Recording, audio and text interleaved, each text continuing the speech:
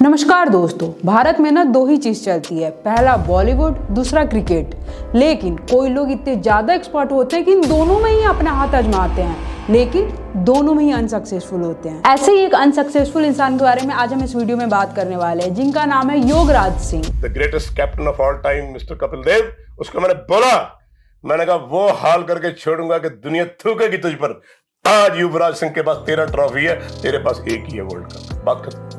जहां से बात शुरू हुई थी, क्योंकि जब तक सीने में ना लगे तब तक बात नहीं बनती। जिना प्रधानमंत्री पाकिस्तान दा उन्होंने बुला के क्या कहता हो रहा, कहता मास्टर तारा सिंह पंजाबी सूबा मिलता लैला दिल्ली तक मिलता, एडा वड्डा पंजाबी सूबा मिलता लैला। कहता जी हमें लेना है। जी हाँ गाइस, जब भी आप इनका नाम सुनते होंगे तो आपके दिमाग में ये बात कभी नहीं आती होगी कि ये एक पूर्व क्रिकेटर हैं या एक एक्टर हैं। आपके दिमाग में बस एक ही चीज आती होगी कि ये युवराज सिंह के फादर हैं। इनके जीवन का बस यही अचीवमेंट है और कुछ भी नहीं, और वो कैसे, वो मैं आपको आगे इस वीडियो में एक्सप्लेन करूंगी। तो खैर, इस वीडियो का कॉन्टेक्स्ट मैंने आपको समझा दिया है, तो आइए इस वीडियो को हम शुरू करते हैं।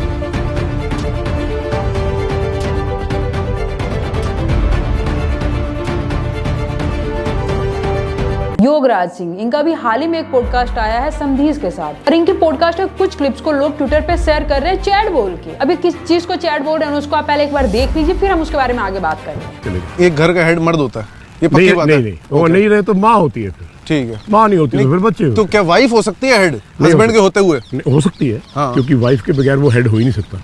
नहीं तो लेकिन क्या वाइफ का भी हेड हो सकती है और हस्बैंड का भी वो हो सकता है? जो आप इंदिरा गांधी ने देश को चलाया, हाँ, देश का सत्यानाश मार दिया सर। सॉरी टू से दैट्स योर आंसर। और बोलो। हाँ ठीक है, I like your honesty, I love your honesty. किसी औरत को घर चलाने के लिए बोल दो, घर का सत्यानाश मार देगी।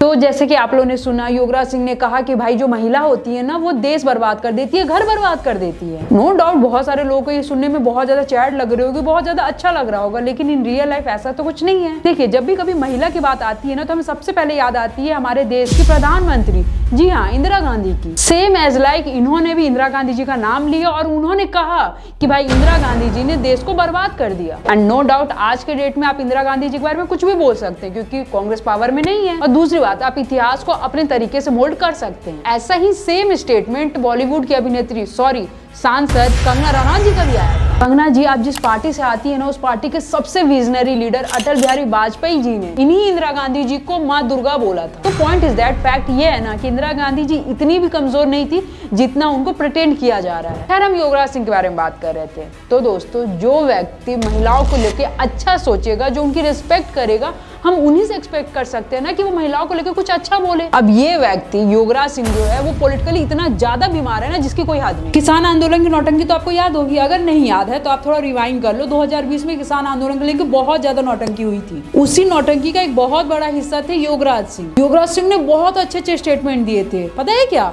कि ये जो हिंदू की औरतें हैं ना, वो टके टके में बिकती थी। इनकी महिलाओं को लेकर कितनी ज्यादा अच्छी सोच है, वो तो आपको समझ में आ ही गई होगी। इन केस अभी भी आपको नहीं समझ में आया तो आप एक बार इस क्लिप को सुन लीजिए, फिर आपको समझ में आ जाएगी। और मैं होने की गल होर कहनी है, जब पिया बना अहमद शाह बटालियन तो लै जाता सी हिंदुस्तान तो उत्थे टके टके फिर बिकदियां सी असीं बचाइयां ने, पंजाबियों ने। अब ऐसा नहीं कि योगराज सिंह सिर्फ महिलाओं से नफरत करते हैं, ये हिंदुओं से भी नफरत करते हैं। इनका एक स्टेटमेंट था कि ये कौम, यहाँ पे ये कौम, ये हिंदुओं को बोल रहे हैं कि ये कौम वैसी कौम है जो 1000 साल मुगलों की और अंग्रेजों की गुलामी किया करती थी। गल भी पढ़ावांगे, तुसीं ओह कौम हो ਜਿਹੜੇ ਹੱਥ जोड़ के अपनी ਧੀਆਂ ਦੇ ਡੋਲੇ ਦੇ ਦਿੰਦੇ ਸੀ। ਅਸੀਂ ਉਹ ਕੌਮ ਆ ਜਿਹੜੀਆਂ ਥੋੜੀਆਂ ਧੀਆਂ ਪੈਰਾਂ ਚਲਾਉਂਦੇ ਰਹੇ। ਅਫਸੋਸ ਦੀ ਗੱਲ ਹੈ ਕਿ ਉੱਥੇ ਜਾ ਕੇ ਅਹਿਮਦ ਸ਼ਾਹ ਅਬਦਾਲੀ ਤੁਹਾਡੀਆਂ ਧੀਆਂ ਟਕੇ ਟਕੇ ਸਿਰ ਵਿਕਦੀਆਂ ਸੀ। इनका कहना था कि हिंदुओं ने गुरुओं के साथ गद्दारी की थी, जबकि इसके कोई भी सबूत नहीं है, ना कोई भी फैक्ट है, बस इसके मन में आया, इसने बक दिया। सेम ऐसे ही एक और स्टेटमेंट योगराज सिंह का वायरल हो रहा है, ये लास्ट वाले पॉडकास्ट से, जिसमें योगराज सिंह ये बता रहा है कि जो हिंदी है ना, वो मर्द नहीं बोलते। मुझे तो हिंदी लैंग्वेज ऐसी लगती है जैसे कोई औरत बोल रही हो।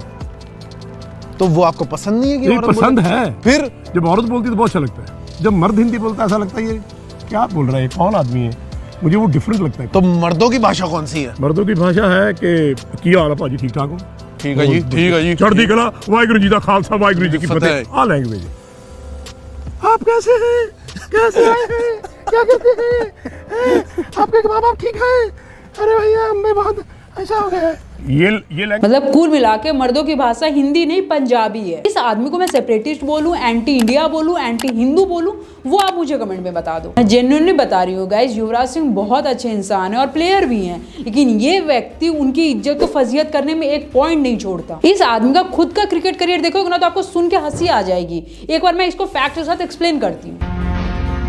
इस व्यक्ति ने अपने क्रिकेट करियर में 6 वनडे खेले और 1 टेस्ट मैच खेला है। इसके जो टेस्ट मैच में रन थे वो पता है कितना है? एक बार सोचो, जेन्युइनली गाइस बस 10। अब आप लोग कहोगे भाई ये पहला टेस्ट है तो भाई पहले टेस्ट में लोग इतना ही मारेगा ना। वनडे में कितने थे इसके? वनडे में इसका था टोटल वनडे में 1 रन, मतलब इसने 6 वनडे खेले उसमें टोटल रन बनाए 1। That's it। अब आप कहोगे भाई अनामिका दीदी आप ना फैक्ट्स को मैनिपुलेट कर रहे हो, भाई ये तो बॉलर भी हो सकता है। चलिए अब हम इनका बॉलिंग करियर के बारे में बात कर लेते हैं। अगर हम बॉलिंग की बात करें तो इन्होंने टेस्ट क्रिकेट में लिया 1 विकेट और वनडे में इन्होंने लिया 4 विकेट। टेस्ट में इन्होंने 63 रन देके 1 विकेट लिया था और इनका वनडे में अगर बेस्ट बॉलिंग की बात की जाए तो 44 रन देके इन्होंने 2 विकेट लिए। कैच और स्टंप पे इनका स्कोर 0 था। ये सारी जानकारी आपको विकिपीडिया पे इनके मिल जाएगी। अब इतना अच्छा डेब्यू करने वाला इंसान भाई आपने इनको एंटी बोल दिया, भाई गलत है ना ये। युवराज सिंह ना जेन्युइनली बीमार है और ऐसा नहीं कि ये सिर्फ मेरे ही वर्ड्स है, ऐसा इनके बेटे भी मानते हैं। युवराज सिंह का एक बार स्टेटमेंट आया था रणवीर इलाहाबादिया के साथ, आप एक बार इसको सुन लीजिए। और मेरा मेंटल मेकअप भी बहुत डिफरेंट है यार। So I feel my father has a mental issue and he just doesn't want accept it, मतलब but I feel that there is something he needs to address, he doesn't accept it.